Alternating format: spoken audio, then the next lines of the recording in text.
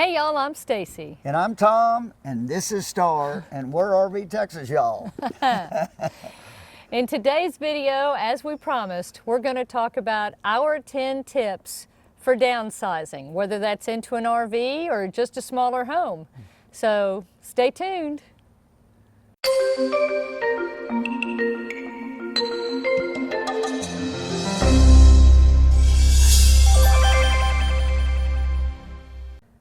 Okay, so as we were going through this process, if you watch our channel, then you know we 2 months ago moved into our RV full time. Yep.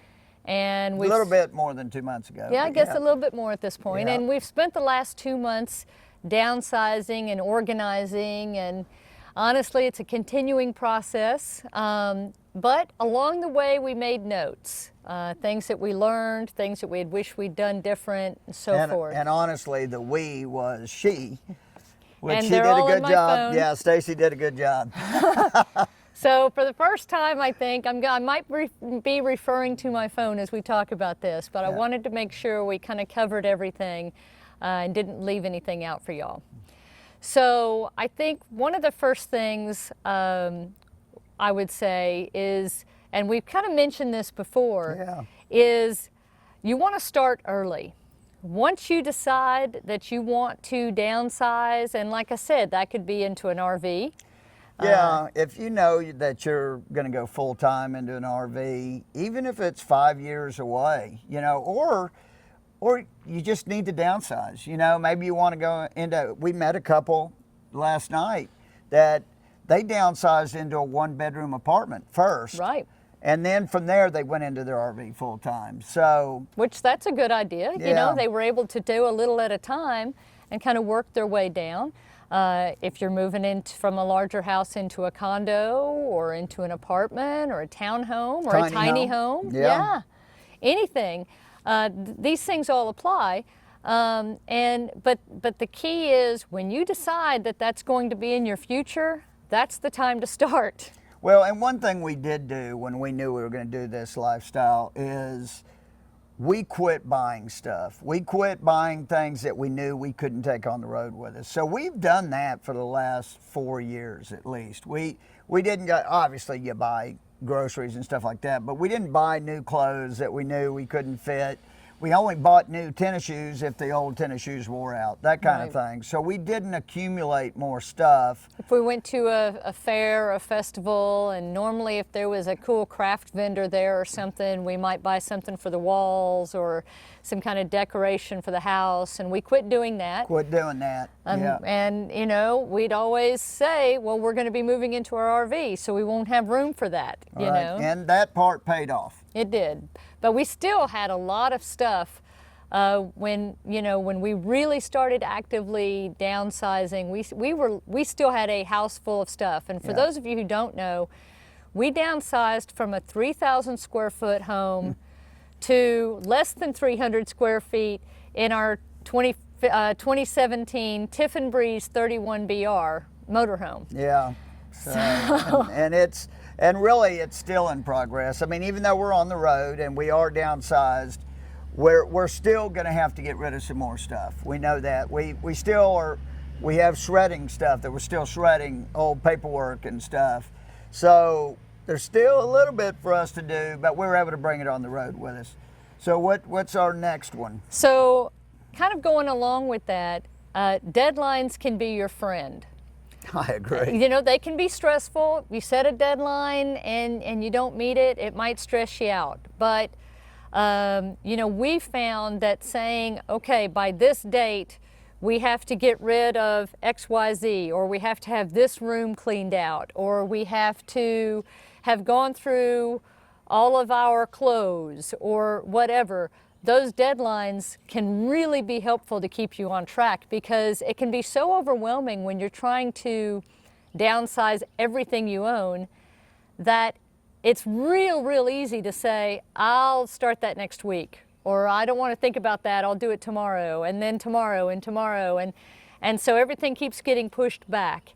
Which can be real stressful when the time is actually there. Yeah, and the time was getting here for hitting the road, and we had a deadline set for the cargo trailer and for our truck. We needed those two things to downsize because we still had stuff in the cargo trailer. The truck, we were taking stuff back and forth from the house since we still had the house, which we still do have the house at this point, but cross your fingers, we got some people looking at it, and hopefully we get it sold. But so we were down to the last few days. We still had the cargo trailer, we still had the truck. 2 days before we left on the road, we sold the cargo trailer. Right, totally emptied it out. Totally emptied it out, sold it. Then we had the truck. 1 day before we left, thank you CarMax, we sold our truck to CarMax. And that was a great experience. Oh my gosh, it was so easy. Don't be afraid to check CarMax out. I mean, they made us a real fair offer on our truck, so we're real happy for that. So boom, we got rid of the truck. Not a paid endorsement. By the way. No, it is not a paid endorsement. But it was a great experience, very easy. Yeah, it was real easy, and we got it done, got it sold. So feel very fortunate on that. So then the next day we hit the road. Yeah, and so having that deadline of we can't carry the truck and the cargo trailer with us. We have the motorhome and we're towing the Jeep, and that's what's going. Yep. And so whatever we were taking had to fit in those two vehicles. So the truck and the cargo trailer didn't fit inside the RV or the Jeep, so they had to go away.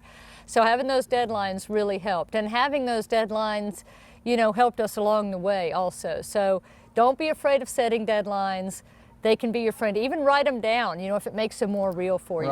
Right. Okay, so along that line, let's talk about taking steps every day to get closer to your goal. Yeah, I think this is so helpful, even if it's just going through one cabinet.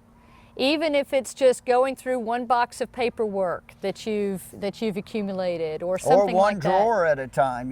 Take your sock drawer and figure out how many you're going to take with you, whatever your situation is, and get down to that amount of socks. Even if you're 2 years in advance, get down to that amount of socks, and then just play by the rule, one in, one out. If you get a new pair of socks, an old pair goes out. So. I think that every day, just try to accomplish your goal. And if you do it far enough in advance, that'll make it a lot easier for sure. Exactly. Because one thing we've learned is that once things really get rolling, time is going to fly by. And what I mean by that is, once you've said, okay, in a month, we're going to be into our new home, whether that's an RV or a townhome or whatever, that time's going to fly by, or 2 months. It doesn't even matter what the timeline is. For us, we did it. We were already in our RV, and we were still downsizing because we left the house earlier than we thought we were. So once we got to that, we had to get something done every single day because we had to get all that stuff figured out. We had a couple months at the RV park, and we had to get it downsized to hit the road. And so it took something every day. And we did. We accomplished something every single day. And I think having that couple months at the RV park, that was good for us. Yeah, I did. I agree. I'm glad we did it that way. I had always envisioned, kind of when we hit the road, we'd hit the road and we'd be sitting in a state park like we are now, or, just experiencing things right away. And, you'd hear stories of people who had moved into their RVs full time, and they would be at one location for a month or 2 months or even 3 months or more before they actually hit the road. Now I totally get it. I completely understand why that is, because it's one thing to use your RV for weekends, weeks, a month at a time, but when you're going to be living in it full time, you really have to put some thought into how what's going with you and how things are going to travel and where they're going to travel. And really the best way to figure that out is by living in it and living with those items and seeing what you really use and what's really important. Yep, I gotta agree, but we better give the Cliff Notes version. Let's move on. Okay. How about no matter how prepared you are, there will always be surprises. So always expect the unexpected. Yeah, that's happened. Every time you think you've got it, something else comes up. And what we did was we kind of prioritized. We know we want to take these items for sure. These are important to our daily lives or something we use every day, like our Vitamix blender, for example. So even though, you know, it's kind of takes up some space and what have you, that was a priority for us. And so what was unexpected, though, was some of the things that we thought for sure we were going to bring. Once we got in here, there was really no way to bring them. Or, you know, things we thought we weren't going to bring, suddenly we're like, wait a minute, we definitely see a use for that. So we need to find room for it. Well, and for us, it was probably fortunate that we started this during the winter. Oh my gosh. Because had we started this during the summer, we probably would have gotten rid of most of our winter clothes, you know, because we're in a southern climate, but it's been during the winter, so we do have more winter stuff than we normally wouldn't have brought. Right. And so really it was lucky. I would have never thought that I would have as many long sleeve shirts and that kind of stuff, jackets, coats, but it would have been a mistake had we not had those things, because we are gonna, I mean, even in Houston, Texas, we do get into the 30s sometimes, and we may go to some places that are cold from time to time. You know, we were thinking about going to Alabama. We didn't make it over to Tiffin yet, but had we gone there, it would have been in the 30s there, if not the 20s. Right. So, you know, you just got to be prepared, and we kind of got lucky with that. Yeah, yeah. And so, you know, that kind of goes back to you really won't know what you need until you're living with it. Yeah. You know? Yeah. So don't assume anything. You can assume, that's okay, but be ready to break those assumptions and be open-minded about it. Yeah, and you know, some of the dishes and stuff and that, you may bring things in and realize, gosh, I don't need that many of those. And this set of bowls, we had 2 sets of bowls, and we finally realized we only need 1 set, you know? It didn't make any sense to have, but we can't use them both at the same time, you know, even though they're both very nice set of bowls, but it only made sense to keep 1. So it's stuff like that, and as we stayed in the RV, it made more sense of the steps that we need to take to get rid of more of it. Right. So how do you get rid of your items? You know, this was something that was new to us. We had never sold anything online, you know, as far as our personal items before we started this process. Yeah. And so one of the first things I did was ask my friends, my personal friends on Facebook and things, you know, how do you sell your items? What do you do? What have you had good luck with? And so we ended up, you know, some things we sold to friends and who wanted something in particular. They knew we had something. And, garage sale. We had several garage sales. And then Facebook Marketplace was another place where we sold several things, and our neighborhood had a Facebook garage sale group that we sold a few items through. The caution I would give you on those things is, you know, go with what you're comfortable with, and try not to put too many things up for sale online at one time, because for me it got to be overwhelming. We listed too many things at one time, and my phone was going off just constantly with requests for information on all these different items. And I really wish, again, we're going back to the start early, had we started earlier with actually trying to sell some of these things, I think it would have been easier to deal with and a little less chaotic and stressful. Going back to that, don't expect to get everything knocked out in one pass.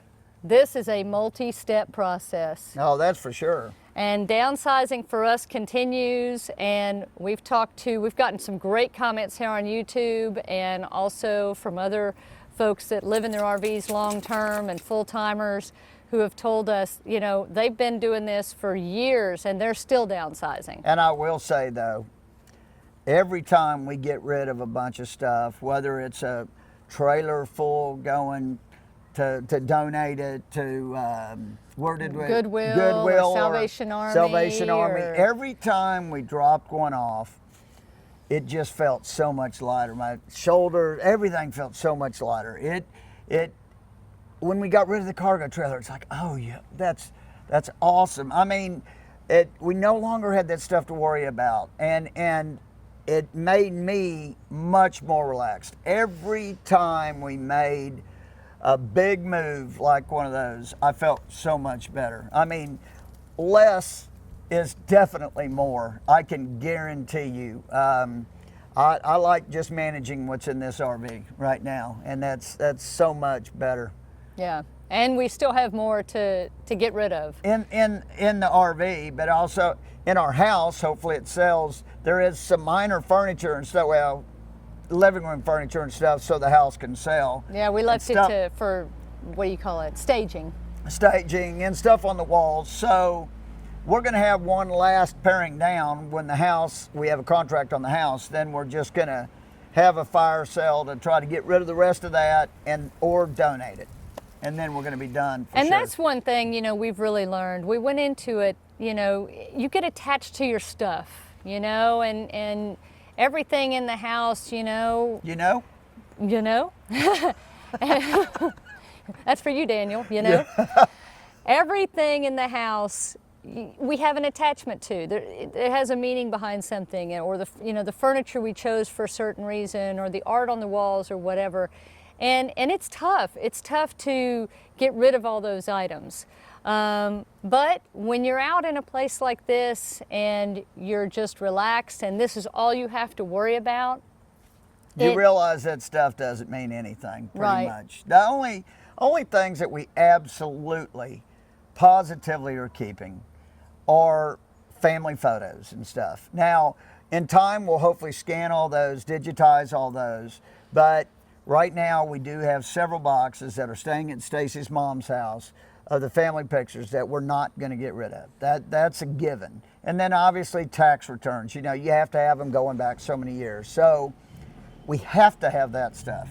But other than that, all that other stuff, it really is just stuff. And yes, we do have memories attached to a lot of them, but like I told Stacy, we're going to make new memories.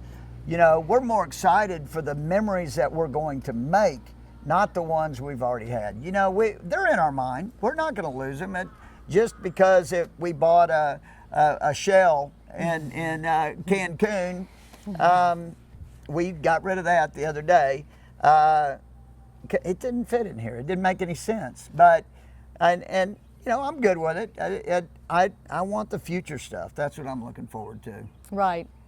And so one last tip before we let y'all go, and this has less with getting rid of things and more to do with organizing, is be creative. Be open-minded. When you're looking for things, for where you're going to store items, when you're working in a small space, whatever that space may be, your storage may be completely different than what you've ever expected.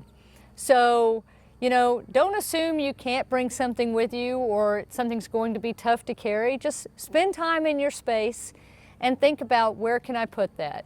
And for example, and also organization, you know, in containers and stuff like that. Yeah, containers, and we've shown a little bit of that in our video that we did about organizing the RV. Right. But here's our latest find.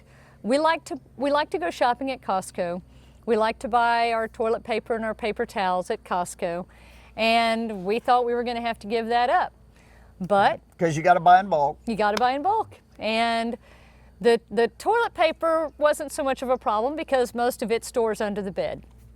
But the paper towels was another story, because where do you put this big old thing of 15 rolls of paper towels? And about a month back, we went to the grocery store and we thought, we can't buy all this paper towels. So Stacy goes in and buys one roll of paper towels, and I mean, it was like $2.50 for one. I think it was more than that. We hadn't bought a single roll in so long, it just seemed crazy to us. Way too much. And we're like, we can buy 15 rolls at Costco for about $15, something like that, $14, and it just didn't make financial sense. But we can't. Before, we couldn't fit 15 rolls of paper towels in this RV, but tell them Stacy came up with it. So we just took them out of the package into the individual rolls, and we stuck them behind the couch. We had room behind the couch. I mean, nobody can see them. They don't even know they're there. Y'all know they're there now. So if you ever come visit us, just look behind the couch if you need a roll of paper towels. And I mean, they fit like a glove. Yeah, so behind the couch we store our extra pillows and our paper towels. Yeah. So you got to be creative. You just, until you're in the space and you're spending a lot of time in the space and you're just sitting there looking around, you just never know what you really have. So don't stress out about it. Take your time, start early, enjoy the process, and always look ahead to all the fun times and all the great experiences that you're going to have when you make this transition. That's right. Don't let it scare you off. Don't let it stress you out. Keep your eye on the prize. I'm telling you what, the eye on the prize is an awesome deal, and I just can't wait for all the adventures we have coming up. It's just, I can't wait. And of course, next week will be our first on the road. It'll be season 1, episode 1 next Sunday. So it's getting exciting, and I got to tell you, we've got some neat stuff we're going to show you guys. It started a different way than what we thought, but it couldn't have started any better than it has. So watch for that. Yeah, watch for that. And you know, you can always find us on Instagram and Facebook and Twitter and Pinterest and now Patreon, all at RV Texas Y'all. And hope you'll join us. We want to thank all of our new posse. Oh my gosh, yes. Thank you to our posse. Oh, it's just incredible. We've only done it a little over a week now, and at the cutting of this video right here, we have 11 posse members. And we're so excited. We are excited. We're excited to get to know them better. So if you'd like to join our posse, we'll put a link in the description. You'll find us on patreon.com/RVTexasYall, and that's where you can learn about our posse. And until next time, y'all, of course, leave us a comment. Give us your tips on downsizing, things that you've learned. Absolutely. Ask any questions that you have. I know a lot of y'all are going through this process right now. Oh, and if you liked the video, please hit like. That helps us out. If you haven't subscribed to our channel, we got a lot of great stuff coming because, like we said, the On the Road series starts next week. We are on the road now. We're it has on the begun. Road. It has begun, but the series will start next week. So hit subscribe, hit that button next to the subscribe button so that you get the bell, and that alerts you that we have a new video out. Yep. And until next time, y'all, we appreciate it as always. Thanks for joining us. We'll see you next week. Safe travels. And happy camping. Bye.